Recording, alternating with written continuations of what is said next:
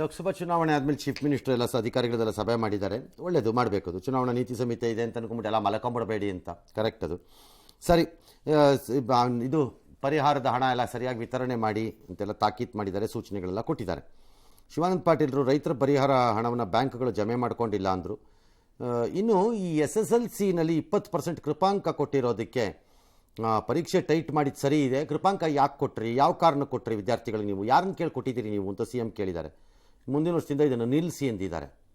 ನನ್ನ ಪ್ರಕಾರ ಅದು ಸರಿ, ಅವ್ರು ಹೇಳಿರೋದು ಸರಿ. ಎಸ್, ನಲ್ಲಿ ರೈತರಿಂದ ಏನ್ ಡಿಡಕ್ಷನ್ ಆಗ್ತಾ ಇದೆ ಬ್ಯಾಂಕ್ ನಲ್ಲಿ ಅಂತ ಹೇಳಿದ್ರು, ಅದು ಯಾವ ತರ ಡಿಡಕ್ಷನ್ ಇಲ್ಲ ಅಂತ ಹೇಳಿ ಡೈರೆಕ್ಷನ್ಸ್, ಬಟ್ ಬೇರೆ ಎಲ್ಲಾದ್ರೂ ಆಗಿದ್ರೆ ಅದು ಆ ತರ ಮಾಡಬಾರ್ದಂತ ಒಂದು ಡೈರೆಕ್ಷನ್ CM ಇಶ್ಯೂ ಮಾಡಿದ್ದಾರೆ. ವಿರೋಧ ಪಕ್ಷದ ನಾಯಕರು ಕೂಡ ಯಾವಾಗಲೂ ಮುಂಚೆ 5% ಇತ್ತು, ಅದನ್ನ ಕೋವಿಡ್ ಆದ್ಮೇಲೆ 10% ಮಾಡಿದ್ರು. ಅದನ್ನ ಈ ವರ್ಷ ನಾವು ಕಾನ್ಫಿಡೆನ್ಸ್ ಕೊಟ್ಬಿಟ್ಟು 20% ಓನ್ಲಿ ಫಾರ್ ದಿಸ್ ಇಯರ್. ಒಂದು ಕೆಲಸ ಮಾಡ್ರಪ್ಪ, 35% ಕೊಟ್ಬಿಟ್ರಪ್ಪ. ಫೇಲು ಜಸ್ಟ್ ಬೇಡ, ಪಾಸ್ ಮಾಡಿಬಿಡಿ.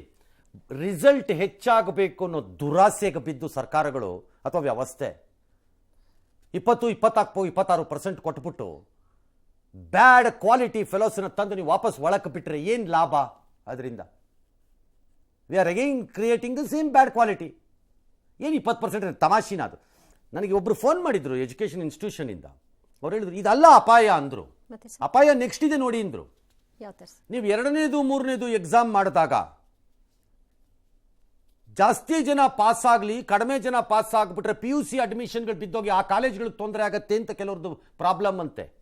ಅವ್ರು ಹೇಳಿದ್ರು ರಿಸಲ್ಟ್ ಕಡಿಮೆ ಆಗ್ಬಿಟ್ರೆ PUCಗೆ ಅಡ್ಮಿಷನ್ ಇಲ್ಲ ಅಂತ ಕಾಲೇಜ್ಗಳೆಲ್ಲ ಲೊಳ ಅಂದ್ಬಿಡುತ್ತವೆ. ಆಮೇಲೆ ಅದಕ್ಕೆ ಜಾಸ್ತಿ ರಿಸಲ್ಟ್ ಬರಬೇಕು, ಆಗ PUC ಉದ್ಧಾರ ಆಗ್ಬೇಕಲ್ಲ ಕಾಲೇಜ್ಗಳು ಅಂತಂತ. ಅದಕ್ಕೆ ಅಲ್ಲೇನಾದ್ರು ಕೊಟ್ಗಿಟ್ಟಾರು ಇದೇ ಥರ ಬಾಯಿಗೆ ಬಂದಂಗೆಲ್ಲ ಅಲ್ಲಿ ಲಿಬರಲ್ ಮಾಡಾರು, ಅಲ್ಲಿ ಟೈಟ್ ಎಕ್ಸಾಮ್ ಮಾಡಿದೆ ಲೂಸಾಗಿ ಬರ್ಕಳೆಯ ಏನು ಬೇಕಾದ್ರೆ ಪಾಸ್ ಮಾಡ್ಕೊ ಅಂತ ಬಿಡಬಾರ್ದು ಅಂತಂದರು. ಅದನ್ನು ಕಾನ್ಸಂಟ್ರೇಟ್ ಮಾಡಿ ಎಜುಕೇಷನ್ ಮಿನಿಸ್ಟ್ರಿಗೆ ಚುನಾವಣೆ ಮುಗೀತಲ್ಲ. ಎಸ್, ಉತ್ತರ ಪ್ರದೇಶದ ಬಾರಾಬಂಕಿ ರ್ಯಾಲಿಯಲ್ಲಿ ಮಾತನಾಡಿದ ಮೋದಿ ಅವರು INDIA ಕೂಟದ ವಿರುದ್ಧ ವಾಗ್ದಾಳಿ ನಡೆಸಿದ್ರು. INDIA ಕೂಟ ಅಧಿಕಾರಕ್ಕೆ ಬಂದ್ರೆ ರಾಮ ಮಂದಿರದ ಮೇಲೆ ಬುಲ್ಡೋಸರ್ ಹರಿಸ್ತಾರೆ, ಬಾಲಕರಾಮನ ಟೆಂಟ್ ನಲ್ಲಿ ಕುಳಿಸ್ತಾರೆ ಅಂತೆಲ್ಲ ಆರೋಪವನ್ನು ಮಾಡಿದ್ರು. ಆಲ್ ರೈಟ್, ಚುನಾವಣಾ ಸಂದರ್ಭದ ಆರೋಪಗಳು ನೋಡೋಣ. ಯಾವನ್ಗ್ರಿ ತಾಕತ್ತಿದೆ ಅದನ್ನು ಹೊಡೆದಾಕಕ್ಕೀಗ ಇವತ್ತಿನ ಪರಿಸ್ಥಿತಿನಲ್ಲಿ ದೇಶದಲ್ಲಿ ಯಾವನಿಗಿದೆ ತಾಕತ್ತು? ಬುಲ್ಡೋಸರ್ ಅಲ್ಲ, ಆ ಪ್ರಿಮೈಸಸ್ ತರಲಿ ನೋಡೋಣ. ಧೈರ್ಯ ಇದ್ದವನು ಯಾವನಾರವೆ ನೋಡೋಣ ತರಲಿ. ಮಾಡಕ್ಕೋಗಿದ್ದಕ್ಕೆ ಇಲ್ಲಿವರೆಗೂ ಹಿಂಗಾಗಿದ್ದಾರೆ. ಇನ್ನು ಅದನ್ನು ಮುಟ್ಟಿಗಿಟ್ಟಕ್ಕೋದ್ರೆ ಇನ್ನೇನು ಆಗ್ತಾರೋ, ನಾಮಾವಶೇಷ ಆಗ್ತಾರೆ.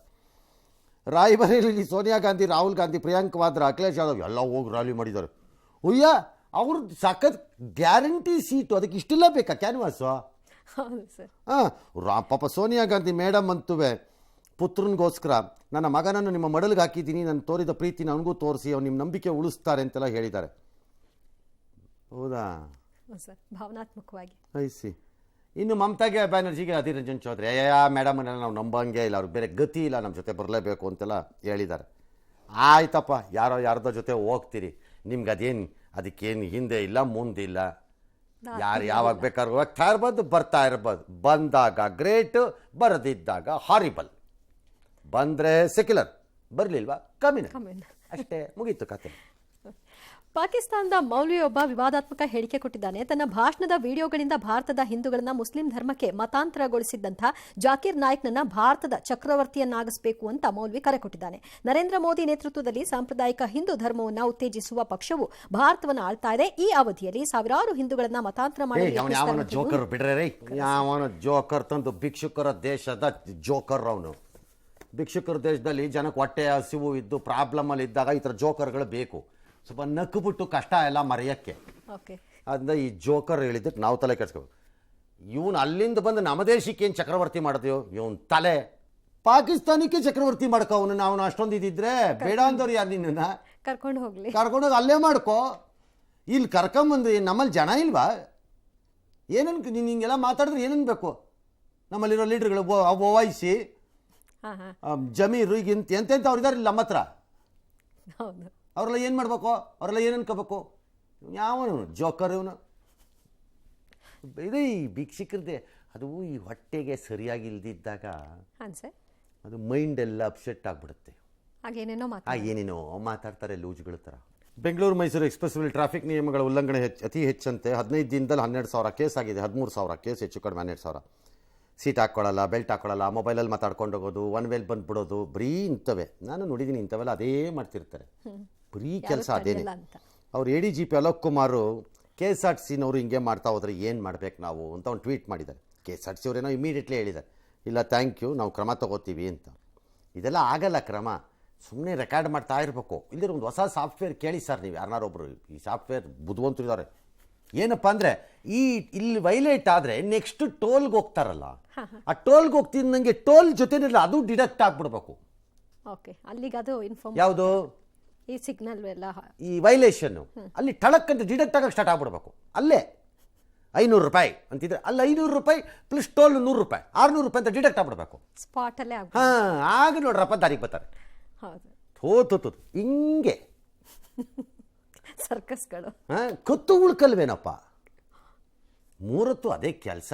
ಎಸ್, ರಾಜ್ಯದಲ್ಲಿ ಮಳೆಯಿಂದ ಕೆಲವು ಕಡೆ ಅವಾಂತರಗಳಾಗಿದೆ. ರಾಯಚೂರಿನ ಯದ್ಲಾಪುರದಲ್ಲಿ ಮಳೆ ಹೊಡೆತಕ್ಕೆ ಹಳ್ಳ ತುಂಬಿ ಹರಿದು ರಸ್ತೆ ಕೊಚ್ಚಿ ಹೋಗಿದೆ. ಯದ್ಲಾಪುರ ಗಿಲೆಸಗೂರು ಕ್ಯಾಂಪ್ ನಡುವಿನ ಸಂಪರ್ಕ ಕಡಿತವಾಗಿದೆ. ರಾಯಚೂರಿನ ರೈಲ್ವೆ ಅಂಡರ್ ಪಾಸ್ನಲ್ಲಿ ನೀರು ನಿಂತು ಸವಾರರು ಪರದಾಡಿದ್ದಾರೆ. ಟ್ರಾಫಿಕ್ ಜಾಮ್ನಲ್ಲಿ ಆಂಬ್ಯುಲೆನ್ಸ್ ಒಂದು ಸಿಕ್ಕಾಕೊಂಡಿತ್ತು.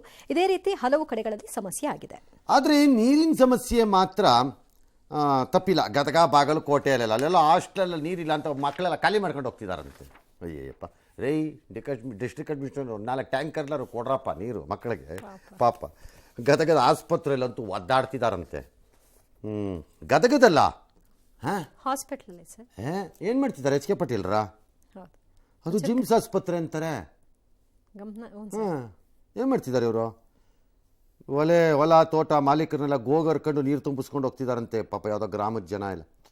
ಖಾತೆ ಕಷ್ಟ ಬರುತ್ತೆ ಇರಿಪ್ಪ, ಒಂದು ಇನ್ನು 4-5 ದಿನ ಮಳೆ ಬಂದ್ಬಿಡುತ್ತೆ. ಆಮೇಲೆ ಚೂರು ಪಾರು ಸ್ವಲ್ಪ ಪರಿಸ್ಥಿತಿ ಸುಧಾರಿಸುತ್ತೆ. ಇನ್ನೇನು ಮಾಡೋದು, ಮಳೆನೇ ಹೆಲ್ಪ್ ಮಾಡಬೇಕೀಗ ಅಷ್ಟೇ. ಎಸ್, ರಾಜ್ಯದ ಸರ್ಕಾರಿ ಸಾರಿಗೆ ಬಸ್ ಕಿಟಕಿಯಲ್ಲಿ ಎಂಜಲು ಹುಗಿಯೋದಕ್ಕೆ ಬಗ್ಗಿ ನೋಡಿದ್ದಾರೆ. ಈ ಸಂದರ್ಭದಲ್ಲಿ ಮಹಿಳೆ ತಲೆ ಕಿಟಕಿಯಲ್ಲೇ ಸಿಕ್ಕಾಕೊಂಡ್ಬಿಡ್ತು. ಅರ್ಧ ಗಂಟೆ ಪರದಾಡಿದ್ದಾರೆ. ನಿರ್ವಾಹಕ ಮತ್ತು ಚಾಲಕ ಇಮಿಡಿಯೇಟ್ ಆಗಿ ಬಂದು ಅವ್ರ ತಲೆನ ಉಳಿಸಿದ್ದಾರೆ.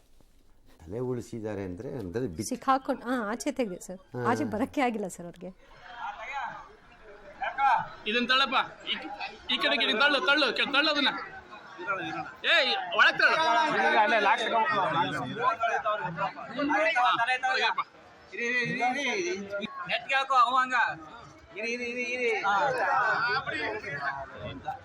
ಕೊನೆಗೂ ತಲೆ ಉಳಿತಾ?